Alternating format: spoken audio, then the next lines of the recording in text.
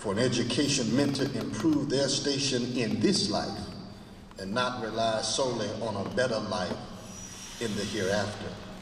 Dr. Cole, I suppose this is why the poet wrote, I sent my soul into the invisible, some letter of that afterlife to spell. And by my soul returned to me and answered, I myself am heaven and hell. We must remember that our ancestors, nameless and faceless though they may be, paid a price for us to be here, to enjoy the fruit of their labor such that we might become the living embodiment of a promise fulfilled. Men and women who, in the words of Dr. W.B. Du Bois, were burdened by the weight of being a problem and property at the same time. On this land, they took the lash of the whip in hopes of the day that we would not have to. On this land, they endured the punishment for secretly learning to read and teaching others to read, because even in their enslaved condition, they understood, as Frederick Douglass noticed, even though one may be a slave in form, the power of literacy could avoid one from being a slave indeed. I wonder how many of our ancestors realized that they were literally cultivating the ground upon which a citadel of learning would one day stand. This citadel, Delsey born in what Margaret Walker calls the cramped and bewildered years. And we went to school to learn to know the people who and the places where, the days when, in memory of that bitter hour, we would discover that we were poor, black and different, and nobody cared, and nobody wondered, and nobody understood. This promise was costly. That was our past. And we all know that we must not dwell exclusively in our past. Stephen Covey famously wrote, live out your imagination, not your history. The great frontier writer Louis L'Amour, in his celebrated work, The Walking Drum, says that a ship does not sail with yesterday's wind. Yes, we began with 70 students and $10,000, but today we stand as a unique system of higher learning that welcomes tens of thousands of students from 28 countries from around the globe. Today we grant baccalaureate, master's, PhD, and professional degrees in a variety of concentrations after beginning almost exclusively focused on agriculture and domestic science. Today we are one system with 5 constituent members. Today, 139 years later, our star shines brightly. But what does tomorrow hold? Malcolm X said that education is the passport for the future, to the future rather, and that tomorrow belongs to those who prepare for it today. Where will we be? What will we look like 10, 15, or 20 years from now? If we are to survive, the U.S. Department of Education in a recently published white paper on rethinking higher education suggests, among many, that we must do chiefly 3 things. First, we must empower students. Students must be empowered to select a post-secondary option that best serves their interests, further develops their talents, prepares them to be productive citizens, provides a pathway to employment and career development, and eliminates the need to take on debilitating debt. Secondly, we must empower institutions. Institutions must be empowered to serve their independent and unique missions, experiment with new solutions, and meet the unique needs of their students, while at the same time ending the long-standing confusion that institutional selectivity equals institutional quality. Thirdly, we must empower the innovators among us. Innovators must be empowered to contribute new ideas and advanced evidence-based solutions to ensure that American post-secondary education is delivering a world-class education for this generation and the next. Innovators must have the opportunity to test new solutions and expand options available to students, enable customized learning, meet the needs of adult learners who bring a large number and variety of life experiences to the classroom.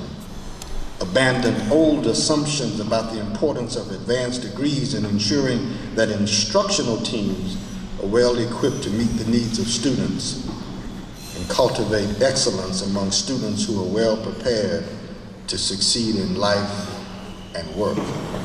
If we are going to survive and remain relevant and vibrant, we must provide you, our students, with a better academically and socially relevant experience. We must also provide you with an academic inventory that has alignment to workforce demands. You see, it's one thing to have a degree, but it's another to have a job. What does tomorrow look like? Today, some of you still carry books to class. Tomorrow, all of your books will be on an iPad or a device that we provide to you that's continually updated throughout the year. Today, you rely upon the assistance of academic tutors. Some of you, I know I did. Tomorrow, in addition to your tutors, through the advent of artificial intelligence and technology, each of you will have a virtual assistant. Indeed, today, young people, we are preparing you for jobs that do not currently exist. Whatever you do, do not become comfortable and complacent with the things that you have grown accustomed to, because they are nearing irrelevancy. And finally, in the end, we fail our founders and the sainted men and women who have come and gone before us, the heralded defenders of the gold and blue, if we sit at ease with our practices, our ideas, our standards, methods, and academic offerings. We fail them if we foster and culture, Dr. Bagioki, an academy that is meager, mediocre, and leaves us satisfied with less than our best. I'm sure that if we call the roll, Dr. Joseph Samuel Clark would challenge us to be greater stewards of the promise. His son, Dr. Felton Granison Clark, would want us on the cutting edge of research and development with faculty who are second to none. Camille Shade would want a library so equipped and tech-intensive that students on campus and young people in Tallulah and Eunice and Opelousas and Utah and San Diego and Dallas and Detroit could access the contents of our collection. If not now, when? If not us, who? PBS Pinchback would not want us to forget the countless thousands who started a degree program and somehow lost their way, but if redirected, they can return to the university and finish, thus expanding the intellectual capital in our state. Doctors James and Jewel Prestige would want us to test and retest the quality of our academic programs through self-studies, even years before an accreditation team makes a visit. B.A. Little and Tola White would want us to account for every penny that comes into our coffers, and A.A. Lenoir would see a law center that equips and empowers young lawyers not only to earn a living, but to never forget their duty to challenge systems of injustice and inequality. Call up Emmett Bashful and he would declare to us that Southern New Orleans has value and relevancy. Leonard Barnes would have us see Southern University at Shreveport's impact far beyond the Cooper Road of Shreveport. Ashford O. Williams and Dr. Leardre Williams would want us diversifying our land grant and agricultural efforts. Call up Carlisle Chapman and he would want a registration process that's easy to navigate via an online platform. Dr. Elton Harrison would challenge us to enhance and expand our learning capabilities and capacity with the greatest of speed. Jesse Stone would challenge us to stand at the vanguard of social justice and always be ready to confront the status quo. Dolores Margaret Richard Spikes would remind us the university has an obligation to make a difference in the lives of non-traditional adult learners, first-generation students, and to give priority to educating the least of us. And Dr. Leon Reginald Tarver II would admonish us not to limit or confine this promise to the borders of this community, this city, this state, or this nation, but he would tell us to take it to Africa, take it to the Caribbean, and indeed the world. Robert Frost still speaks to us. The woods are lovely, dark and deep, but we have miles to go and promises to keep before we sleep. Happy Founders Day. We are Southern.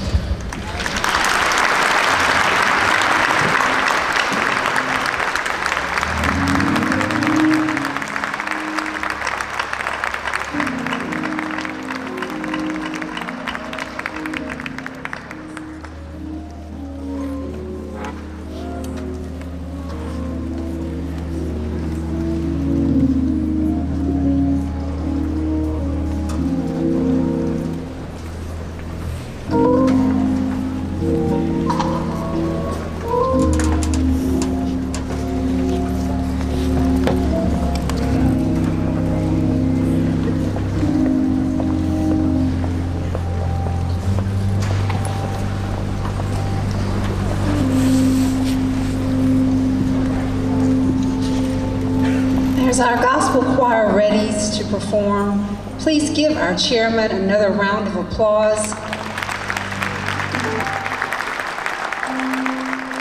His words have indeed inspired us, brought us back to our remembrance of a number of the names throughout the history of Southern University, very meaningful names that are important to not only this campus, but throughout the Southern University system. And I want us to applaud ourselves just for another moment, we're applauding ourselves this time, that the Southern University system is statewide. We are the nation's only historically Black university system. We go beyond Baton Rouge, we touch New Orleans, Shreveport, and about 52 parishes throughout the course of this state through our ag program. So this is indeed something to applaud. And on top of that, we have some things on the horizon where Southern University will be very prevalent in the Washington, D.C., Maryland, and Virginia area. You'll hear more about that as time moves along. And I want to give a shout out to our alums as the choir is almost done lining up. We have alumni in every state in the union. If you are an alum of Southern University and you hear me right now, I want to hear your voice. Cheer, clap.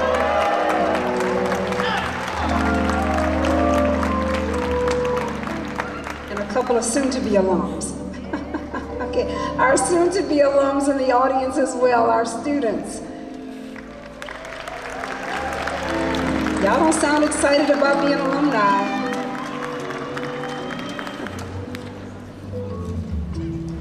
Okay, Brother Bowman, are we ready? Yes, sir. The Southern University Gospel Choir.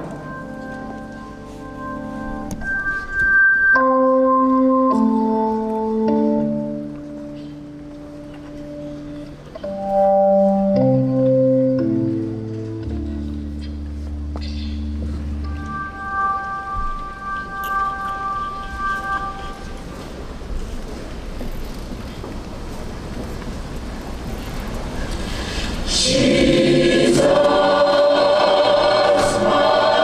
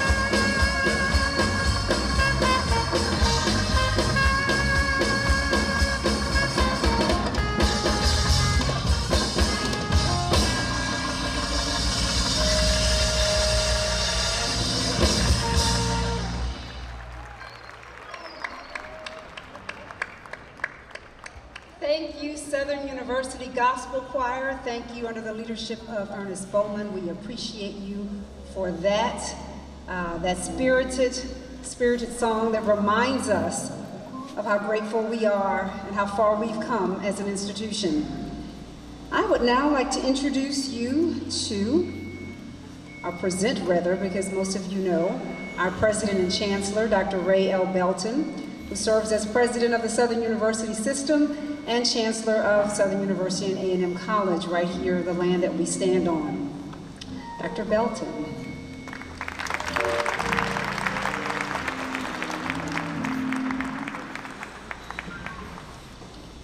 Good morning.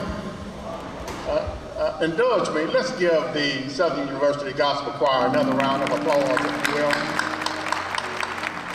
And I do think it appropriate to as well acknowledge the ensemble, the Southern University ensemble as well this morning.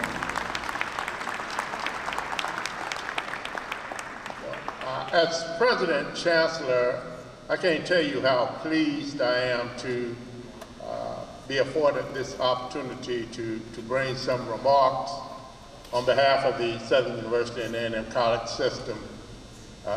Indeed, an institution that has grown from 12 students to more than 12,000 students, an institution who has been instrumental and who continues to be instrumental in shaping the middle class of America. And so today represents our birthday, 139 years of resistance right here on the bluff. Truly an opportunity to recognize leaders, leaders who have in fact laid the foundation for this institution, who have established legacies such that their work has contributed and have influenced the lives of thousands of alums right here on the bluff. And while we think about leaders, I think it's also appropriate to recognize those individuals who continue today to make a difference. And one of those leaders is an individual to whom you heard earlier this morning, indeed a son of Southern University who literally grew up right across the tracks, who have long stood and advocated for Southern University. And I speak of the Honorable Chairman of the Board of Supervisors, Attorney Des Moines Rutledge. Let's give him another round of applause. And Mr. Rutledge, if you would join me, we'd just like to offer you this small token of our appreciation and recognition of your keynote presentation. And it simply reads, for exemplary service and dedication during the 2019 Founders Day Convocation. Thank you, sir.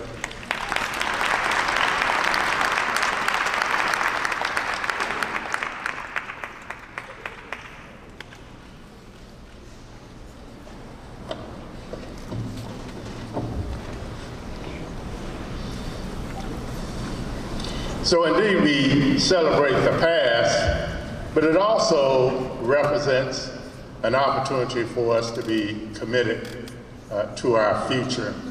And as many of you are aware, the Southern University system is in the process now of pushing out a strategic plan, one that will guide us over the next 25 or through the year 2025.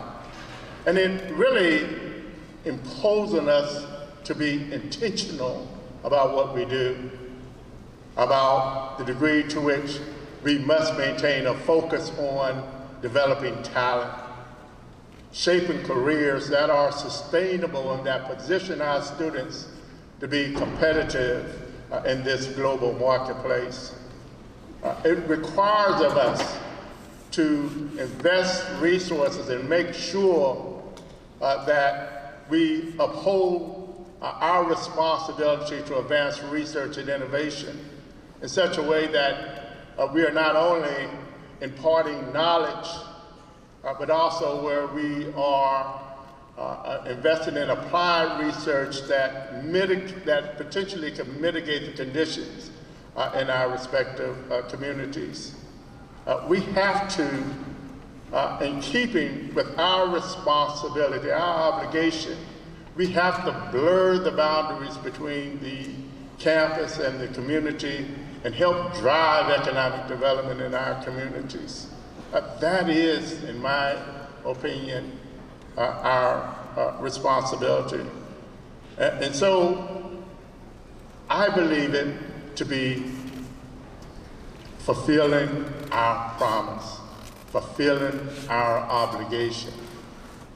An obligation that holds us accountable to advancing our lofty mission as a premier institution of higher education in this world and on this world platform. And so, who does the responsibility rest? And I think it rests with all of us. Certainly, a committed and dedicated faculty to whom we have the benefit of working with, and staff who are accommodating, but also alums who unselfishly give of themselves to ensure that what they have received as being exposed to this institution is something that they could give back. And so from the standpoint of acknowledgments, I simply just want to express my appreciation to all of you for what you do to uphold the promise of Southern University and A&M College system. And I further would just like to express my appreciation to those who have facilitated this convocation this morning. Certainly Dr. Robin Merrick, who's presiding, but also Ms. Patricia Flood and Eric Pugh, and the Convocation Committee, who have done a yeoman's job in facilitating the presentation of today. Let's give them a round of applause as well.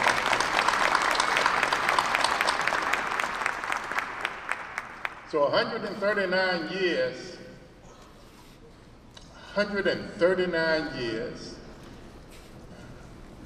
an opportunity to enjoy in the founding of Southern University.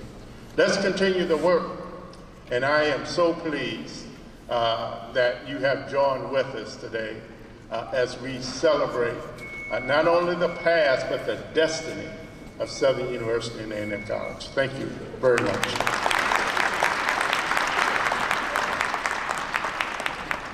Thank you, Dr. Belton, for those remarks and for your leadership and guidance. Couple of things I want to point out. Certainly I know you have heard, and we want to ask that you pardon our progress here in the F.G. Clark Activity Center. You've heard the buzzing. We're working on renovations of the center, and thank you for accommodating that as you've moved around very safely and carefully today.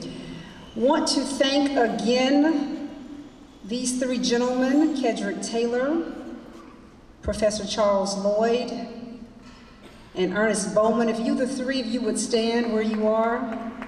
I see two standing. Thank you for your leadership of our student musicians. And Brother Bowman, I saw a young lady leading the choir on the second song. Is she a student? That was a young man. I'm so sorry, I was looking from behind. Okay, so a young man, thank you. Stan, you were directing the last song. I can't see him back in the corner. Okay. Thank you for that awesome direction. I was viewing from behind. My apologies. I also want to recognize the top JAGs that are joining us today. They're on the front row. They're students in the Dolores Margaret Richard Spikes Honors College who are right here. Please stand. some of our students that we have recruited from around the country. And I think some of them, this is your first Founders Day. Wave your hand if it's your first Founders Day. Awesome, so they're young. Wave your hand in the audience if it's your first Founders Day. A lot of first, very good. Thank you, you may be seated. Shouts out to the Lady Jaguars women's basketball team. I don't know if any of them are here. We are sending prayers and happy thoughts on to Starkville, Mississippi for Friday's basketball game. That's going to be at 1 o'clock on Friday afternoon. I want to remind you too that after this event and the Smith-Brown Student Union, we will have a birthday celebration. So our students are going to lead us in a birthday celebration, followed by open houses throughout the campus that will be led by the Student Government Association. Mr. Anthony Kinney will be leading that, along with Dr. Donovan Segura, who's the director of our QEP. So there are several places across the campus that we'll be taking a walking tour of, some areas that you may not have seen in a while. So if you've not been on the campus in a little while, I encourage you to go and take a visit on this walking tour. The celebration this morning got started very early. Mr. Herman Brister, where are you? I see you. Mr. Brister and the students at the Southern University Laboratory School. If you will have the students stand at the lab school. Our littlest Jaguars, we call them kittens. Hope to be Jaguars real soon. They led a pilgrimage from the Southern University Laboratory School all the way to the Clark grave sites on the bluff of the Mississippi River, and then they proceeded on here to the F.G. Clark Activity Center. So you guys have done quite a bit of foot travel this morning, and we applaud you for that pilgrimage. And on that note, I need to add that we have had this convocation continuously since Dr. Joseph Samuel Clark started it in 1915. So since 1915 to now, I think that's 104 years if I'm doing my math correctly, we have celebrated the founding of Southern University, and that we continue to do this. So this is something for you to applaud, that you are here celebrating with us today, and that we've continued to do this every year. And as we continue to do this, we're preparing for next year. Next year is going to be a landmark year as we celebrate our 140th anniversary as Southern University. And we want to get started on the planning of that celebration this afternoon, Ms. Flood. We're going to start that. She's our Director of Special Events, and we're going to start working today. But we need your help to do that. And so what we need you to do is to visit this email address. It is simply mysu140@sus.edu. Write that down or put that in your phones. It's mysu140@sus.edu. And we want to hear from you about what the 140th celebration of Southern University should look like. We want your input, your thoughts, your ideas. You tell us and we're going to try to make it happen. So sky's the limit as of today. And I think I saw Mr. Flanders McClinton in the audience. Are you there, Mac? He's going to find the money to make it happen. Yes, there you are. So whatever we put together for 140, thank you. Mr. McClinton is our Vice President for Finance and Business Affairs, and we're going to figure out how to make that work come next year. So we want to hear your ideas. Again, that email address is mysu140@sus.edu.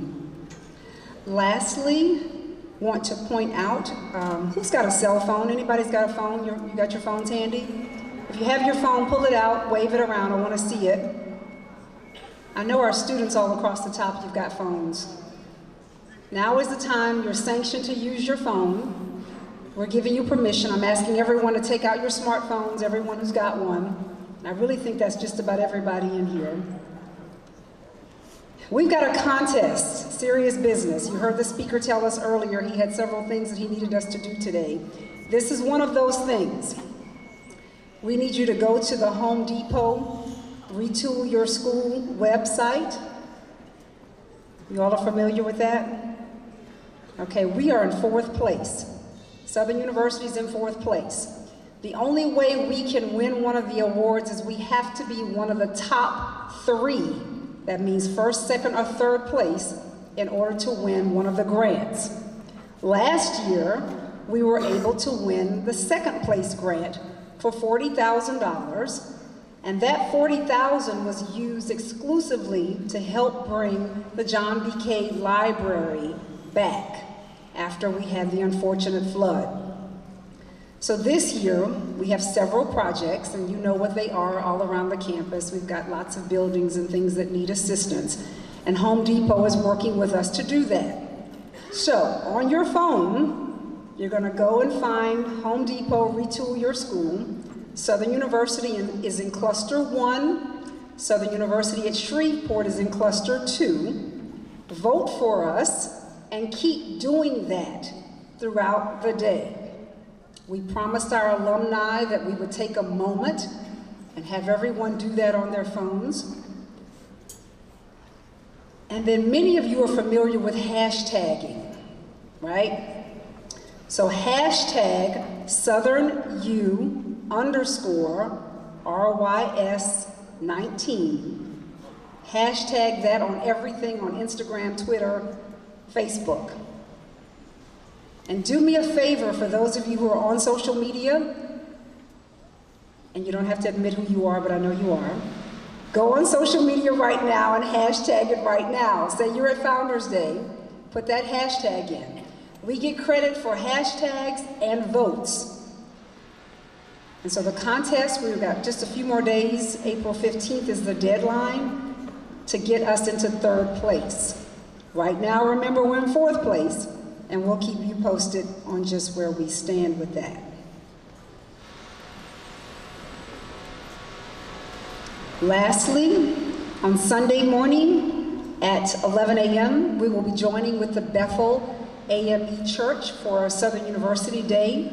They host us and they want to continue celebrating Founders Day. So we'll be on South Boulevard Sunday morning at 11 a.m. for the Bethel AME Southern University Day.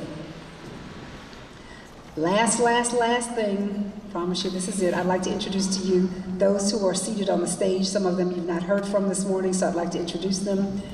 You will hear from Father Thomas in just a moment. You've heard from Miss Darby Smith, our Miss Southern University, Mr. Anthony Kennedy, Student Government Association President, Dr. Albert Samuel, who serves as the President of the Faculty Senate. You heard from our speaker, Chairman Rutledge, President Belton. Dr. James Ammons serves as our Executive Vice President and Executive Vice Chancellor. And our Minister, Reverend Mitchell, thank you again, sir. And Dr. Katera Williams serving as our Chief of Staff in the President's Office.